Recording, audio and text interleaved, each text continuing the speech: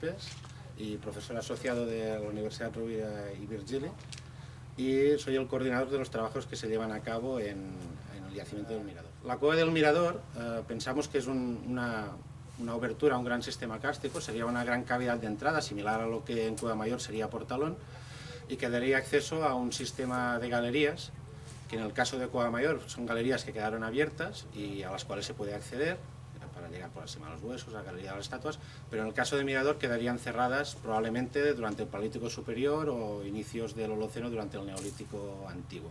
Con lo cual tenemos ahora una cavidad que tiene morfología de abrigo y no de cueva.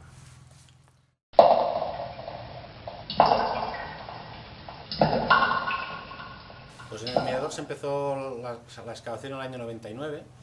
Empezamos haciendo un sondeo de 6 metros cuadrados. El objetivo de este sondeo era valorar el potencial, conocer la estratigrafía de la cueva y valorar el potencial que tenía a nivel de información arqueológica.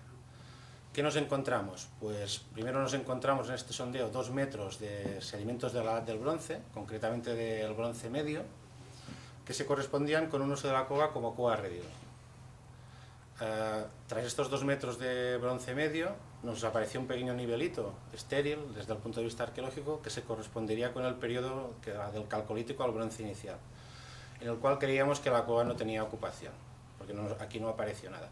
Y después de esto aparecieron 4 metros de Neolítico, que en fecha sin calibrar estaría entre el 4800 y el 6500 años de antigüedad. Es una secuencia neolítica completísima. O sea, tenemos todo el Neolítico, desde el Neolítico los primeros agricultores y ganaderos que llegaron a la meseta, tenemos algunas de las fechas más antiguas, y una secuencia completísima hasta el tránsito a lo que sería el Calcolítico. También relacionado con el uso de la cueva como cueva redil. O sea, son sedimentos que básicamente están formados por estiércol y por restos relacionados con la ganadería. No hay que pensar, pero, que aquí solo estaba el rebaño. O sea, esta gente no tenía el rebaño aquí en la cavidad y vivía a 2 kilómetros.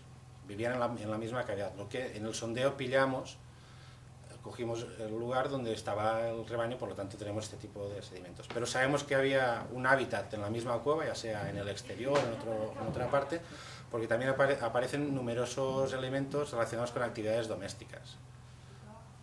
También el corral actúa muchas veces como basurero, y que se rompe un cacharro va a parar al corral, huesos de las comidas, de alimentos, restos de alimentos van a parar al corral. Sabemos que también había perros, eran pastores, tenían sus perros domésticos, alimentos que se dan a los perros que los van trasladando por la cueva.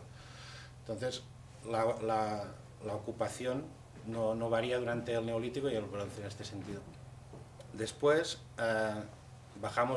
encontramos una pequeña caída de bloques por debajo de los niveles holocenos, bloques de alrededor de 1 metro, y bajo estos bloques un nivelito muy pequeño, formado por loes, por sedimento eólico, sobre el cual se había llevado a cabo una ocupación del Magdaleniense final, en torno a un poco más de 13.000 años.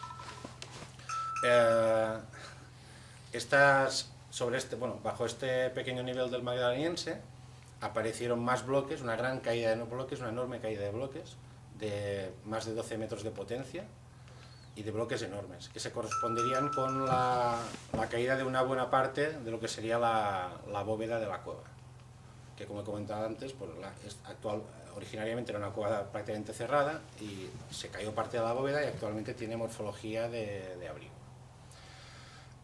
Una vez llegamos a los 20 metros de profundidad, no encontramos el fondo de cueva, pero ya los trabajos eran muy lentos, se hacía todo muy complicado, y lo que decidimos fue abandonar el sondeo inicial y abrir sondeos laterales, intentando meternos en el interior de la cueva, pensando que habría galerías.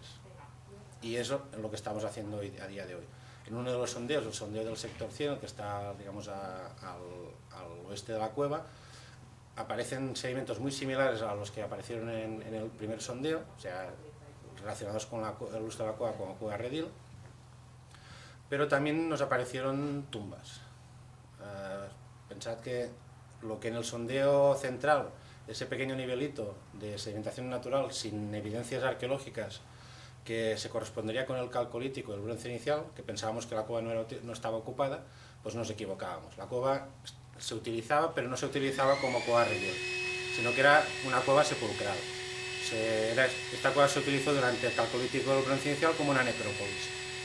Entonces los cadáveres eran depositados pegados a la pared, con lo cual el sondeo en la parte central no encontró las tumbas. Y ahora que estamos pegados a pared, están empezando a aparecer. Como decía, en el sector 100 al oeste de la cueva apareció un individuo, una tumba individual depositada sobre una pequeña repisa, con una cronología de finales de bronce inicial, inicios bronce medio. Y nos están apareciendo también restos dispersos dentro de los niveles de río, pero de individuos canibalizados. Que eso se relacionaría con los restos canibalizados que aparecieron ya en el año 2000, unos cráneos copa, cráneos cortados, huesos descarnados, fracturados, hervidos y consumidos. Los huesos muchos incluso tienen marcas de repelado de dientes humanos y las epífisis mordisqueadas aplastadas que se situarían en el bronce inicial. Y después lo que hemos encontrado en el otro sondeo, el sondeo que se lleva a cabo en el este de la cavidad, hemos encontrado un gran sepulcro colectivo del Calcolítico y que está en proceso de excavación. Por el momento hemos encontrado cerca de 20 individuos. Funciona un poco como una cámara dolménica este sepulcro, o sea que depositan los cadáveres en la parte central y luego a medida que necesitan depositar nuevos cadáveres, los que han perdido el tejido blando, están solo el esqueleto, los van apartando hacia el perímetro y depositan los nuevos cadáveres en el centro. Les entierran con algo de ajuar, muy poco, son realmente austeros, y lo que hemos en este sentido, y lo que hemos encontrado son un par de pequeños cuencos hemisféricos, cuencos lisos, típicos de este periodo, del Calcolítico, bruñidos, y después lo que les colocan son conchas fluviales, a lo que son almejas de río. La margaritífera es una concha que externamente no es muy bonita, es un poco vasta, pero que en la parte interna es nacarada y es muy bonita. Entonces uno de los cadáveres llevaba una en la mano, y el resto hemos encontrado otras sueltas por el suelo. Y después les colocan también candiles de ciervo, puntas de ciervo, que las fracturan, las rompen por flexión y depositan las puntas con los cadáveres.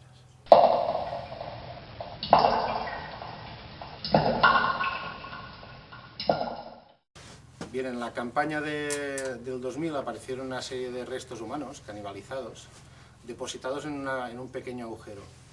Eran básicamente 5 cráneos copa, o sea, 5 cráneos cortados a golpes, con cuidado de poder extraer la calota entera, probablemente para utilizarlos como recipiente. Y una serie de restos de huesos largos y del postcraneal. Estos huesos estaban acumulados en un nivel de bronce medio. Entre la edad de muerte de los individuos y la edad del nivel donde estaban depositados había cerca de 500 años de diferencia. Pensamos que estos huesos fueron encontrados por algunos de los pastores de bronce medio, dispersos por la cavidad, y los reconoció como humanos, y como una forma de respeto para que no hubiera restos humanos dispersos por la cueva, hizo un pequeño agujero, los depositó en su interior y los enterró. ¿Qué proceso habían seguido estos huesos? O sea, estos huesos, como hemos comentado, habían sido canibalizados. Hemos comentado ya que el cráneo había sido cortado con cuidado para obtener un recipiente. El resto de huesos presentaban marcas de descarnado, presentaban marcas de haber sido fracturados intencionalmente, de forma antrópica, y de haber sido hervidos, o sea, esos restos luego se hirvieron para hacer un caldo, y luego fueron consumidos. Hay marcas en los huesos de dientes humanos de repelar la carne, e incluso en algunas epífisis quedan marcas de dientes de morder y aplastar la epífisis para que saliera el juguillo. Y muy probablemente los cráneos se cortaban así, con cuidado, para utilizarlos como recipiente para consumir al propio individuo. O sea, serían los boles, en donde se comían a los mismos individuos. Pensamos que estos tipos de canibalismo pueden ser bien gastronómicos, o sea, por necesidad, porque tienes hambre, no tienes nada más que comer y te comes a otro individuo de tu especie, o rituales. En este caso creemos que es un canibalismo ritual. ¿Por qué creemos que es ritual? Primero, por el cuidado que tienen en cortar los cráneos y en utilizar el mismo cráneo como recipiente para consumirlo. Después, porque estos individuos se fecha su muerte en el bronce inicial. En el bronce inicial en la cueva no hay ocupación. O sea, en el bronce inicial, desde calcolítico a inicios del bronce medio, tenemos documentado un uso estrictamente sepulcral. Entonces, no es que estos individuos los han traído aquí para consumirlos, a un lugar donde no están viviendo, a un lugar que es una necrópolis. Entonces, el hecho, si hubiera sido un consumo gastronómico, habían tenido hambre, pues lo habrían consumido en cualquier sitio. Pero no, aquí se han preocupado de cogerlos, traerlos a la cueva, procesarlos, cocinarlos y comérselos. Y luego abandonar los restos aquí. Por eso pensamos que es un canibalismo de tipo ritual. Y por lo que sabemos a nivel de documentación histórica, de grupos que practican el canibalismo, que lo han practicado hasta época histórica, este tipo de canibalismo se practica o bien con enemigos, con el objetivo de incorporar pues, la fuerza, el valor, alguna de las propiedades que podía tener el enemigo, o con familiares o amigos, con el objetivo de retener a la persona dentro del grupo, incorporar parte de la persona que era un familiar o un amigo dentro de ti, dentro del grupo.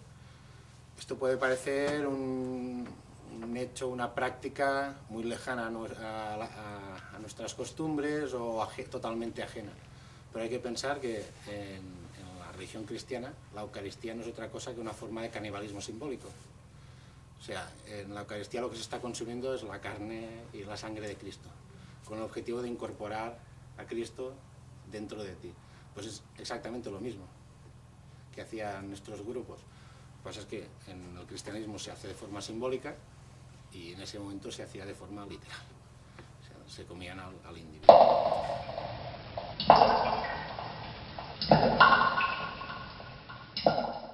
Bueno, no sabemos de dónde viene, pero sabemos que llega rápido.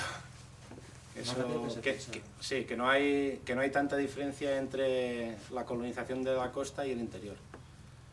Antes se pensaba que la colonización era en origen por costa, o sea que se colonizaban primero las zonas litorales y que la colonización del interior era mucho más tardía, y ahora se ve que no. Aquí cuando llega el fenómeno neolítico se desplaza de forma muy rápida, ya sea, desconocemos si es por población, si lo que viajan son las personas o lo que viajan son las ideas. Es muy probable que principalmente lo que viaje sean las ideas y que sea aculturación, pero está entrando muy rápido. O sea, ahora hay muy poca diferencia entre las cronologías, entre las fechas del neolítico antiguo de la costa y las del interior. Además, cuando llega aquí, entra un neolítico totalmente formado.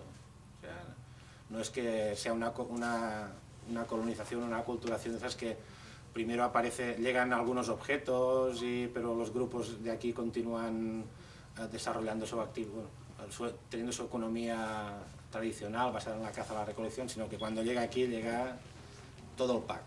O sea, llega la cerámica, llegan los objetos pulidos, la agricultura, la ganadería. Aquí tenemos fechas muy antiguas y lo encontramos ya todo. Llega el pack neolítico entero.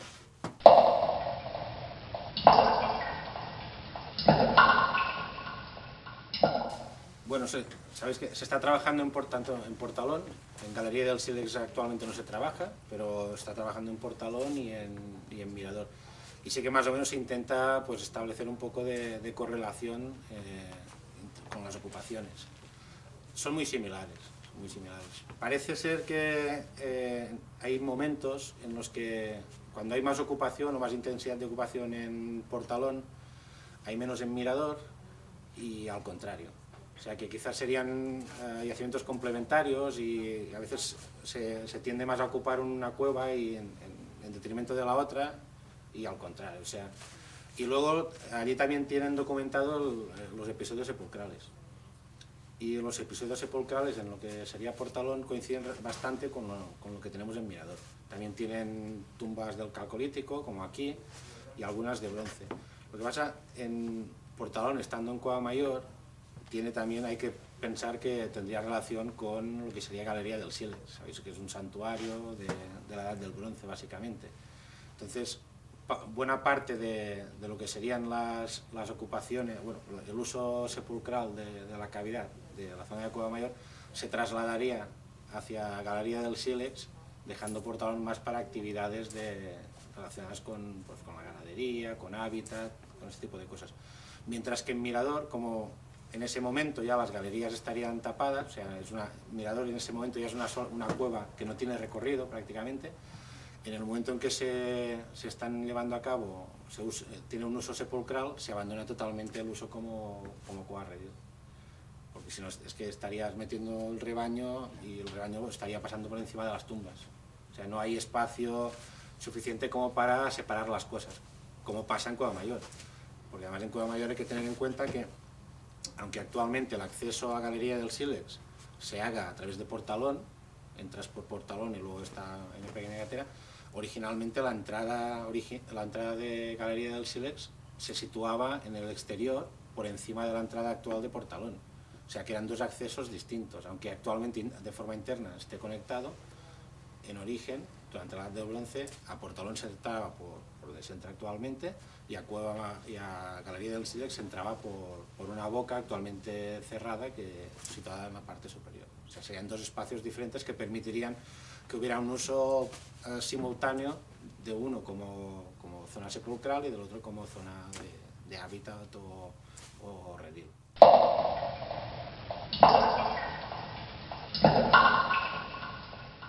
El enterramiento, al ser un solo individuo, da relativamente poca información. O sea, la información que hemos obtenido de este individuo es a nivel de sexo, edad, no tiene patologías aparentes, o sea que sería la información referente a este individuo. Pensad que siempre es mucho más interesante trabajar sobre una población, como es el caso del sepulcro colectivo. Cuando tienes uno solo es más difícil. Pero bueno, lo que nos está informando aparte es que de la cronología del periodo en que se está usando la cueva como cueva sepulcral. Este individuo sería de los últimos que se entierra. Por la antigüedad tenemos el sepulcro colectivo calcolítico, los individuos canibalizados del bronce inicial, y este se situaría ya a inicios de bronce medio. Con lo cual nos está marcando, digamos, el fin del uso de la cavidad como cueva sepulcral. Y bueno, ahora también hacer ADN de este individuo, intentar ver si, pues, lo que sería lógico, que si hay una continuidad en el uso de la cueva como necrópoli, como cueva sepulcral, que sean los mismos grupos. Pero bueno, es un estudio que todavía está en proceso.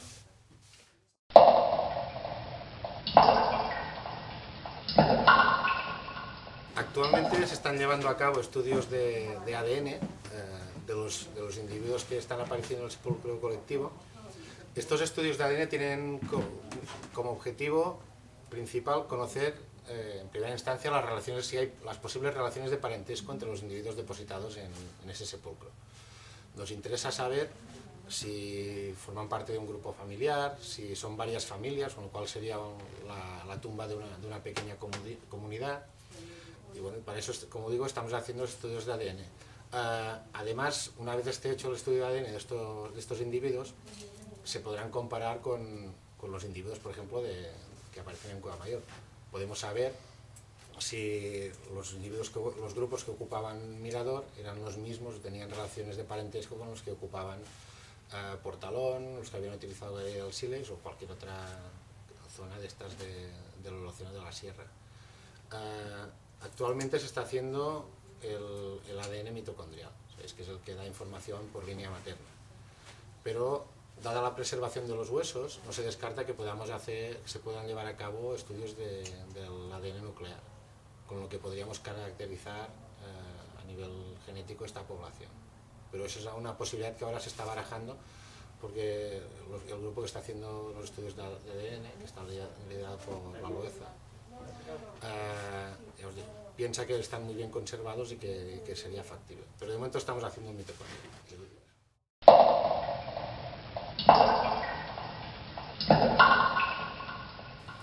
Pues Mirador puede deparar sorpresas bastante importantes.